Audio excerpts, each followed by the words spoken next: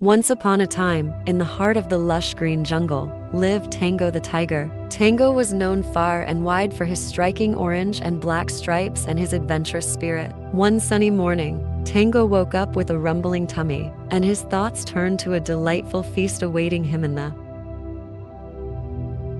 "I'm going on a grand hunting adventure today," declared Tango, his eyes gleaming with excitement.